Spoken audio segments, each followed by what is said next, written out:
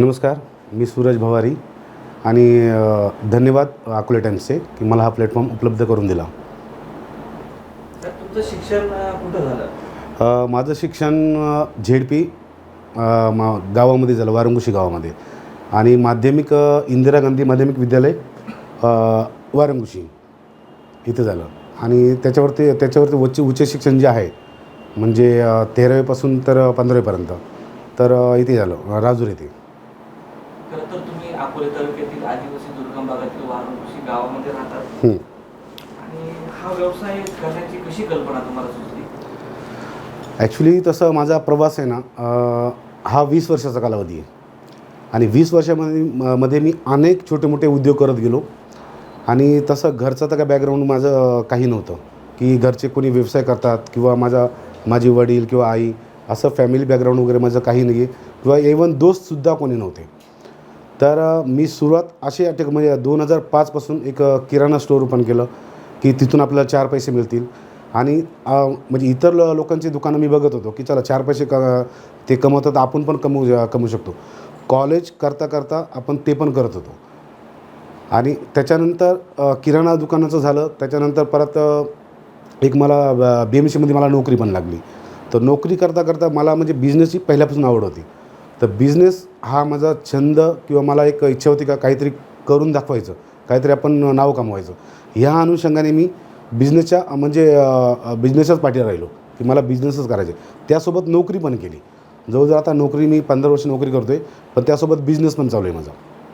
हल्ली अनेक तरुण नोकरीच्या मागे धावताना दिसत आहे. तुम्ही मात्र नोकरी सोडली आणि स्वतःचा व्यवसाय उभारला. त्या तरुणांना काय सांगा? तरुणांना मी सल्ला देईल की नोकरी पण काही वाईट गोष्ट नाही आहे. नोकरीसोबत तुम्ही बिझनेस पण करू शकता. अशा याच्यानुसार तुम्ही जर तुमचं प्लॅनिंग केलं की मला नोकरी पण करायची आहे, आणि त्यासोबत कसं नोकरी जर नाही केली किंवा तुम्हाला एखादं गव्हर्नमेंटची नोकरी लागलेली आणि ती तुम्ही सोडू शकत नाही, कारण तर पूर्णपणे माणूस बॅकवर्डमध्ये जातो.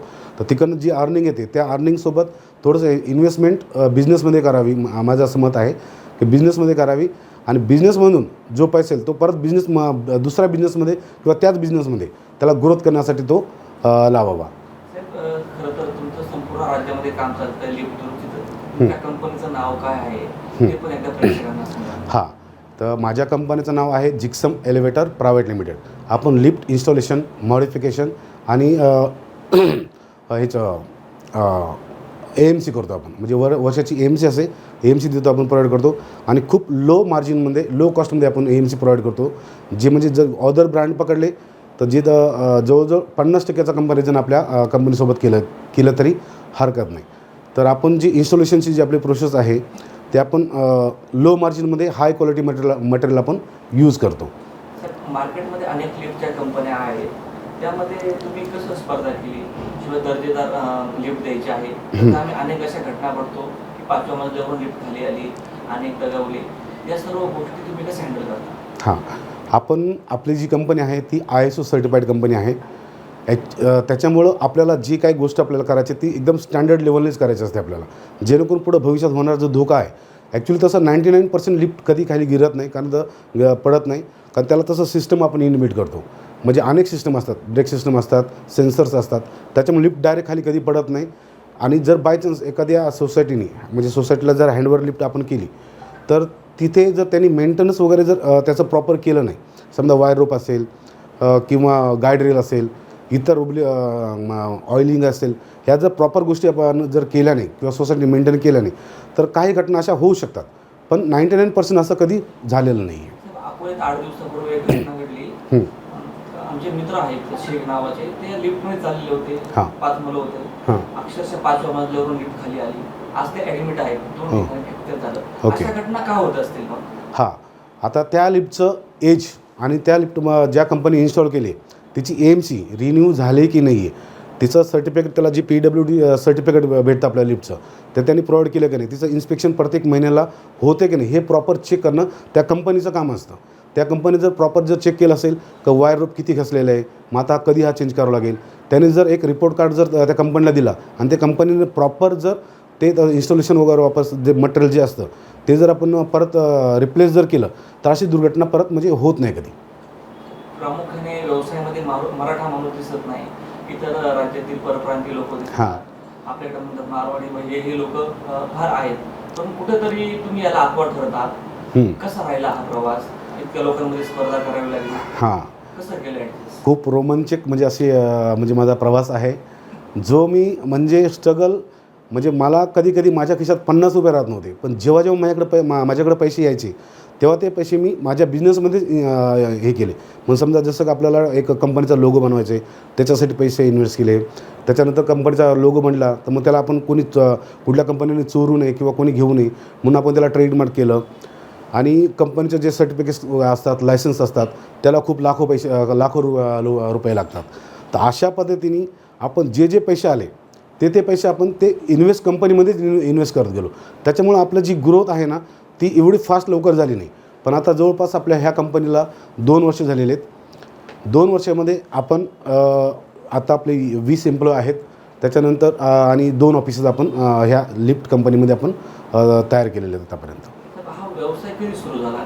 म्हणजे कितीपासून आतापर्यंत किती ठिकाणी तुम्ही लिफ्ट बसवले असेल, काही आकडा सांगता येईल का? हां, आपण हा व्यवसाय आता 2 वर्षापूर्वी चालू केलेला आहे. 2000 समथिंग 23-24ला आपण ही कंपनी रजिस्टर केलेली आहे.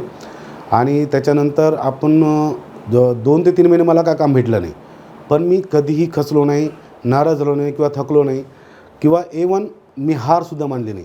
आणि माझ्या त्या स्वभावामध्येच नाही का हार मानली. आणि मी आत्ता काम नाही भेटत तर उद्या भेटेल, मी त्या आशेवरती मी पळत राहिलो.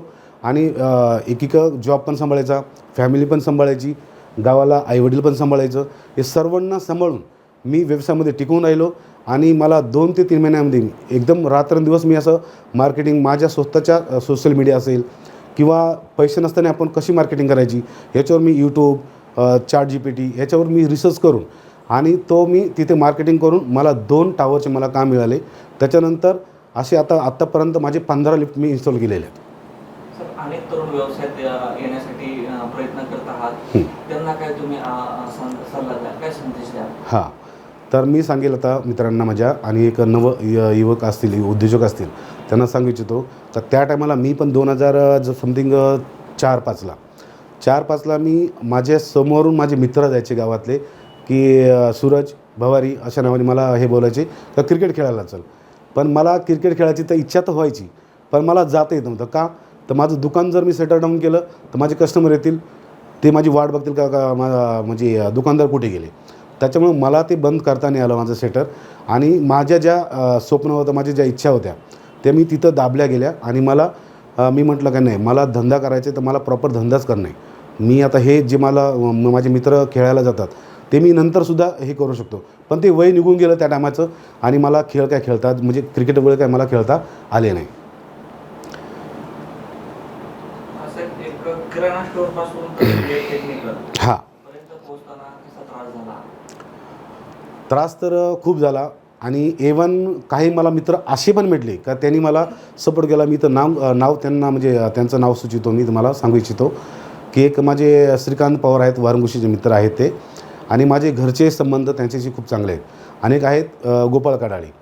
आणि काही माझे एक नाशिकचे मित्र आहे विकास खुंदे. त्याच्यानंतर माझे UP बिहारचे पण मित्र आहेत जे माझे आता टेक्निशियनचं काम करतात कंपनीमध्ये. अशा जे टीम आहेत असे जे मला मित्र भेटले. आणि वाईट पण खूप भेटले जे मला बोलायचे की अरे हा धंदा करणे आपला व्यवसाय नाही आहे, मराठी माणूस.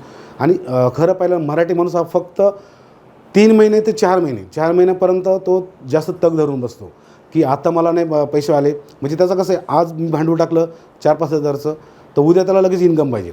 पण धंद्यामध्ये असं नसतं. तुम्ही धंदा करताय तर तुम्ही फळाची अपेक्षा लगेच करू नका. जोपर्यंत तुमचं बिझनेस ग्रोथ करत नाही, तुम्हाला ते कळत नाही, तोपर्यंत तुम्ही हार मानायची नाही. आणि आपल्या लोकांमध्ये हेच चुकतं आपल्या लोकांचं की धंदा टाकला की त्याला 3ऱ्या दिवशी 4थ्या दिवशी जर त्याला बेनिफिट आला नाही किंवा तो लॉस जर झाला 2 महिन्यामध्ये तर त्याचं सेटल डाऊन होतं. आता माझे धंदे मी आतापर्यंत 3-4 धंदे केले म्हणजे छोटे मोठे केले, पण त्याच्यामध्ये मला अपयश पण आलं. आता समजा एक मी मटन शॉप टाकलं होतं एकदम लक्झरी टाईपचं, जे मुंबईमध्ये पण नव्हतं असं. तिथं माझी जवळजवळ 6 लाखाची इन्व्हेस्टमेंट मी केली होती. पण त्या 6 लाखावरती 1.5 महिन्यामध्ये पाणी फिरलं का लॉकडाऊन लागला आणि तेही मला बंद करावं लागलं. एक गोट फार्म टाकला होता 2017-18 साली, तो पार्टनरमध्ये होता. तिथे मला काही जमलं नाही, मला बेनिफिट भेटलं नाही, तिथेही माझं नुकसान झालं, तरी पण मी हार मानले नाही. आणि 2020ला मी एक कंपनी स्थापन केली जी प्रायव्हेट लिमिटेडच होती, जिक्सम ग्रीनवर्ड प्रायव्हेट लिमिटेड. आणि त्याच्यामधून माझं थोडीशी ग्रोथ वाढत गेली. मला असं म्हणा की तो सिजनेबल धंदा आहे. महिन्याला मला 2 लाख 3 लाख 4 लाख असं मला बेनिफिट व्हायचा. म्हणजे असं वर्षाचा टर्नओव्हर जो होता माझा तो 10 ते 12 लाखापर्यंत होत होता. पण मला जी ओढ होती का मला आता माझं वय आहे माझं 41-42 समथिंग, तर माझ्याकडं वेळ कमी आहे आणि मला माझे स्वप्न खूप मोठे आणि स्वप्न जर साकार करायचे असतील तर आपल्याला बिझनेस हा वरच्या लेवलवरती न्यावा लागेल. तर मित्रांनो, मी परत एक सांगू इच्छितो की धंद्यामध्ये किंवा व्यवसायामध्ये तुम्ही हार जी म्हणजे आपली जी मराठी तरुण आहेत, आता मराठी, गुजराती, मारवाडी, सिंधी, आता याची जर आपण तुलना केली तर ते आपल्यापुढे काय आहेत. आता त्याचं तुम्हाला एक रिझन सांगतो. आता जर एका गाळ्यामध्ये समजा आपल्या बाजूला जर 5-6 गाळे असतील, शॉप असतील आणि त्या शॉपच्या ठिकाणी एक जरी राजस्थानी आला किंवा मारवाडी आला किंवा गुजराती आला, आता त्यांची कम्युनिटी अशी का ते एकमेकाला हेल्प करतात. मग पैशाच्या स्वरूपात असू द्या, कुठली टेक्नॉलॉजीच्या स्वरूपात असू द्या, कुठलंही इव्हन काही असू द्या, ते मदत करतात एकमेकाला. तो एक जण तिथं स्थायिक जर झाला तर तो त्याच्या गावाला लगेच कॉल फिरवतो आणि त्याचे 10 लोकांना तो बोलून घेतो की अरे आता इथं बिझनेस चांगला आहे, स्कोप चांगला आहे, तू ये. जर समोरच्याने त्याला सांगितलं का यार माझ्याकडे पैसे नाही आहेत किंवा माझा असं प्रॉब्लेम आहे, मी तुला मदत करतो, तू ये इथं, मी तुला गाळा वगैरे शोधून देतो, तू ये आणि आपण करूया, आपल्या दोघांची एकमेकाला साथ करून आपण पुढे जाऊया, असं त्यांची थिंकिंग असते. आणि त्या पद्धतीने त्या लोकांना ते बोलून घेतात, त्यांना जागा पण भाड्याने घेऊन देतात, सगळं ॲग्रीमेंट वगैरे ती काय प्रोसेस असेल ते सगळं त्यांना हेल्प करतात. आणि म्हणून तुम्ही बघा, आता मी जिथे राहतो टिटवाळा शहरामध्ये, तिथं जवळपास 95% मारवाडी लोक आहेत आणि जर उल्हासनगर म्हटलं तर तिथं सगळे सिंधी लोक आहेत. तर त्यांची कम्युनिटी तिथं का स्थायिक झाली तर त्यांच्या लोकांनी तिथं त्यांना सपोर्ट केला आणि म्हणून आज त्यांचं तिथं राज्य आहे. आणि आपला मराठी माणूस जर आपल्या बाजूला जर आला तर आपल्या मराठी माणसाच्या पोटामध्ये एवढ्या गुदगुल्या होतात, एवढी हे होतात की त्याला असं वाटतं की हा इथं आलाच का, ह्याच्यामुळं माझ्या धंद्यावरती परिणाम होईल. पण ही चुकीची थिंकिंग आहे. कोणाच्या धंद्यावरती जर बाजूला आता समजा एक सोनाराचं दुकान जर आलं तर तिथं 10 सोन्याचं दुकान असलं ना तर काही कॉम्पिटिशनमध्ये काही होत नाही, काही फरक पडत नाही. उलट असं वाटतं की सोनार गली आहे, ही मच्छीची गली आहे, ही मटणाची गली आहे, तिथं कस्टमर डायरेक्ट तिथं जातो आणि त्याला चॉईसेस असतात. तू जर चांगली क्वालिटी दिली आणि लो कॉस्ट मार्जिन जर तू ठेवलं तर तुझ्याकडं कस्टमर 100% येणार. आणि तीच पॉलिसी मी लिफ्ट कंपनीमध्ये, जी माझी कंपनी आहे जिक्सम एलिव्हेटर प्रायव्हेट लिमिटेड, त्याच्यामध्ये मी हे केलेली, इन्व्हेट केलेली. का तर जे कस्टमर, आता काही कस्टमर बिल्डर काय असतात, गावाले बिल्डर असतात किंवा काही बिल्डर एकदम सुरुवात असते त्यांच्यावाली, तर त्यांचं काय म्हणणं असतं की मला माझ्याकडं जे रेट आहे तो 15 लाख 20 लाख आणि EMI त्यांचे वेळेत येत नाही आणि माझ्याकडं फंडिंगचा प्रॉब्लेम आहे. मग असे बिल्डर जे सुरुवात त्यांची असते तिथं, तर त्या सुरुवातल्या बिल्डरला खूप तकलीफ असते का एवढा मोठा प्रोजेक्ट उभा करणे, त्याच्यामध्ये लिफ्ट ही जर आपण मॅन्युअल घेतली तर ती कमीत कमी 6 लाखापासून स्टार्ट होते, 5.5-6 लाखापासून स्टार्ट होते, तर ती 15 लाखापर्यंत जाते. ती फ्लोर वाईज असतं. त्याच्यानंतर तुम्ही ॲटोमॅटिक गेलात तर अजून त्याचे चार्जेस वाढतात. त्याच्यानंतर ब्रँड कंपनीमध्ये जर गेलात जे हाय कॉस्ट असते. समजा आता एक आपण उदाहरण पकडलं, जर 20 लाखाची आपण जर लिफ्ट इन्स्टॉल करतो आहे 15 फ्लोअरची, तर ती ब्रँड कंपनीची 25 लाख रुपये असतात. तीच लिफ्ट आम्ही कितीमध्ये करतो, 16 ते 17-18 लाखामध्ये करतो आणि सेम मटेरियल यूज करतो, सेम क्वालिटी आम्ही त्यांना प्रोव्हाइड करतो. त्याच्यानंतर मोठ्या कंपनीचं एक असं असतं की त्यांना कस्टमर केअरला कॉल करा, मग ते आपल्याला एक कॉल अटेंड करणार, मग सांगणार की आमचे टेक्निशियन पुढच्या 48 तासात किंवा 24 घंट्यामध्ये ते तुम्हाला अवेलेबल होतील. तोपर्यंत लिफ्टवाले 14 माळ्यापर्यंत चालत जा, परत खाली उतरा. म्हणजे हॅरेसमेंट खूप होते, कारण त्याचं खूप मोठं त्याची कंपनी मोठी असते आणि एक्सपेंड केलेलं असतं त्यांनी. आणि त्यांना आणि आमच्या कंपनीसारखंच कसं आहे, आता माझी नवीन कंपनी, नवीन म्हणजे 2 वर्ष झालेत, पण माझ्या कंपनीला जे आमच्याकडं सिस्टम आहे तो एक इन हाऊस टीम आहे आणि लोकल टेक्निशियन आहेत का ज्यांना आम्ही कॉल करतो की तू कुठं आंबिवलीला आहे, इथे आहे, तिथं आहे, त्या लोकेशनला जे असेल त्या लोकेशनला तिथला माणूस आमचा 2 तासाच्या आतमध्ये तिथं आम्ही प्रोव्हाइड करून देतो टेक्निशियन.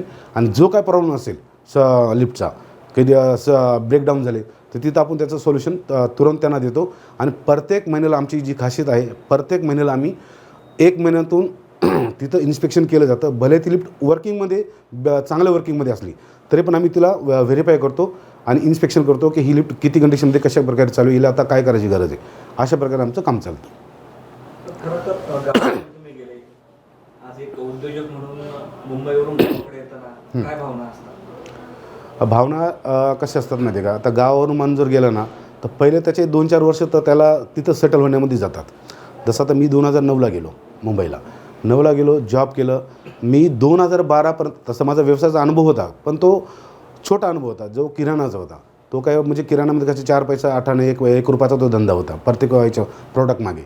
त्याच्यात मार्जिन जास्त नव्हतं. पण जसं मुंबईला गेलो, पण मला जी धंद्याची जी ओढ होती, जी व्यवसायाची मला जी ओढ होती, ती मला काय सोडत नव्हती.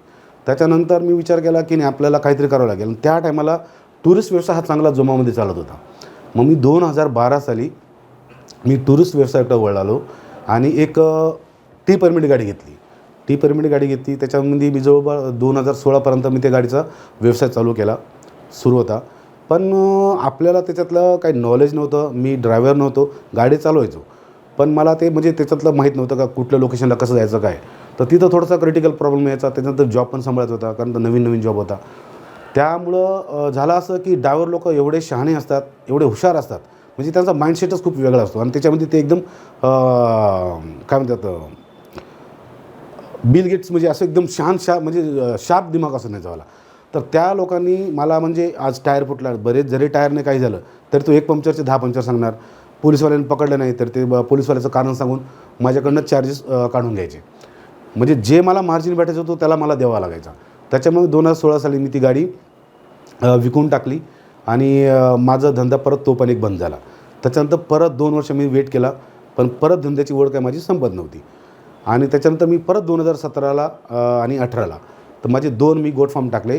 जो एक फार्म माझा अजूनही चालू आहे, माझा मोठा भाऊ सांभाळतो आणि तो बऱ्यापैकी त्याच्यावरती चालतं.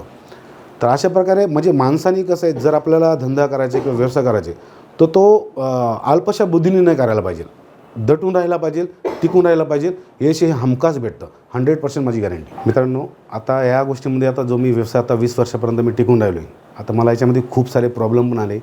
असं नाही काही प्रॉब्लेम येत नाही. आणि सर्वांना नवीन जो व्यवसाय चालू करतो आणि त्याला प्रॉब्लेम येणारच हे 100% आहे की तुम्हाला प्रॉब्लेम येणार नाही आणि तो व्यवसायामध्ये सक्सेस होईल असं कधी होत नाही. तर व्यवसायामध्ये प्रॉब्लेम आले तर त्याला फेस कसं करायचं हे आपल्यावरती असतं. हार मानायचे नाही. आता इव्हन माझ्या घरच्यांचा मला एवढा मोठा सपोर्ट नव्हता. म्हणजे गावचे जे माझे नातेवाईक असतील किंवा माझे घरचे असतील, पण मला जो सपोर्ट मिळाला तो माझ्या पत्नीचा, मनीषा सूरज भवारी, आणि एक माझी साली आहे निशा अशोक कुलाल, यांचा मला एक चांगला दांडगा सपोर्ट भेटला. म्हणजे मानसिकदृष्ट्या जसं व्यवसायामध्ये जर माणूस हार मानली किंवा जर व्यवसायामध्ये जर डबघाईचा व्यवसाय जर गेला तर तिथं कमजोर माणूस पडतो. व्यावसायिक नवीन असल्यामुळं किंवा उद्योजक नवीन असल्याकारणाने तो तिथं हार मानतो. कशामुळं की फॅमिली आपल्याला बोलते की नाही आता सोडून द्या, खूप पैसे वेस्ट गेले आपले. तर अशा अनुषंगाने फॅमिलीनं जर सपोर्ट केला नाही तर तो माणूस वरती म्हणजे उठतच नाही आणि तो सक्सेस होत नाही. पण माझे सक्सेस होण्याचं कारण असं की माझ्या फॅमिलीने मला पूर्णपणे सपोर्ट केला. ज्या वाईट परिस्थितीमध्ये मी होतो त्या परिस्थितीतून मला पुढे जाण्यासाठी तिने मला सहकार्य केलं. माइंडसेट माझा बदलला की आपण एक दिवस नक्की सक्सेस होऊ, आणि सक्सेस माझं झालं. म्हणून आज मला अकोले टाइम्स या न्यूज नेटवर्कने मला ते बोलवलं आहे. त्यांचा मी पुन्हा एकदा धन्यवाद मानेल, कारण मला आता 27 तारखेला महाराष्ट्र बिझनेस आयकॉन अवॉर्ड हा मला मिळालेला आहे नाशिक येथे. तर याचं जे आतापर्यंत जी मी श्रम केलं आहे, जी मेहनत केली आहे, जे माझं स्ट्रगल होतं त्याची एक पोचपावती म्हणून मला 27 तारखेला जो महाराष्ट्र बिझनेस आयकॉन अवॉर्ड मिळालेला आहे त्याचं मला खूप म्हणजे प्राऊड फील होतं. माझ्या फॅमिली पण सर्व काही खुश वगैरे आहेत की जे आतापर्यंत आपण केलं, जे स्ट्रगल केलं त्याचं कुठेतरी आपलं एक फळ मिळालं. आणि मित्रांनो तुम्हाला पण मी सांगू इच्छितो की तुम्ही पण टिकून राहा, व्यवसाय करा. आणि जर व्यवसायामध्ये तुम्हाला वाटत असेल का असं आहे तर काही गोष्टी मला बिनधास्त तुम्ही विचारू शकता. आता मला जेवढं मला देतील तुम्हाला तेवढं मी देण्याचं नॉलेज देण्याचा मी प्रयत्न करेल. कारण सर्टिफिकेट काय लागतात, लोगो डिझाईन, इतर जे छोटे मोठे कामं आहेत तुम्ही मला बिनधास्त विचारू शकता आणि तुम्ही माझी हेल्प घेऊ शकता. धन्यवाद. साई दृष्टी नेत्रसेवा चष्माघर, अकोले शहरातील सर्व अत्याधुनिक सुविधा उपलब्ध असलेले एकमेव अद्ययावत शोरूम म्हणजेच साई दृष्टी नेत्रसेवा चष्माघर. आमच्याकडे Titan, Fastrack, Puma, Oakley, Velocity, CK, Ray Ban, ID, Vogue, Police, Stepper, Scott, Carrera, Tommy Hilfiger, Killer, Crizal, Zeiss, Prime, Bronzer, Yash, Bausch and Lomb, Johnson and Johnson, Alcon आदी कंपन्यांच्या फ्रेम्स, सनग्लासेस, लेन्सेस व contact lenses योग्य दरात उपलब्ध. तसेच Titan company लेन्सेसचे एकमेव अधिकृत विक्रेते. आता अकोल्यात प्रथमच ऑटो मशीनद्वारे चष्म्याची रोबोटिक फिटिंग. प्रोग्रेसिव्ह चष्म्यासाठी डोळ्यांचे व चष्म्याचे अचूक मोजमाप करण्यासाठी जाईस कंपनीचे सॉफ्टवेअर असलेला ॲपल कंपनीचा टॅब. तज्ज्ञ ऑप्टोमेट्रिस्टकडून कॉम्प्युटरद्वारे डोळ्यांची मोफत तपासणी, डोळ्यांची मायक्रोस्कोपिक तपासणी, काच बिंदूचे अचूक निदान करण्यासाठी डिजिटल टोनोपेनद्वारे डोळ्यांचे इंट्राऑक्युलर प्रेशर मोजणे, पॅकीमीटरद्वारे बुबुळाची जाडी मोजणे, कॉन्टॅक्ट लेन्सेसच्या अचूकतेसाठी कॅरेटोमीटरद्वारे बुबुळाचं मोजमाप करणे आदी अत्याधुनिक सुविधा उपलब्ध असलेले अकोले शहरातील एकमेव चष्माघर. आपल्या अनमोल डोळ्यांच्या समस्येसाठी बिर्ला आय हॉस्पिटल नाशिक यांच्या माध्यमातून तज्ज्ञ डॉक्टर दर गुरुवारी सकाळी 10:30 ते 3:30 पर्यंत साई दृष्टी नेत्रसेवा चष्माघर इथे उपलब्ध राहतील. आमचा पत्ता साई दृष्टी नेत्रसेवा चष्माघर, अकोले बसस्थानकाच्या मागील बाजूस, जय महाराष्ट्र हॉटेलच्या पाठीमागे, अकोले, तालुका अकोले, जिल्हा अहमदनगर. संपर्क 91 36 52 93 93.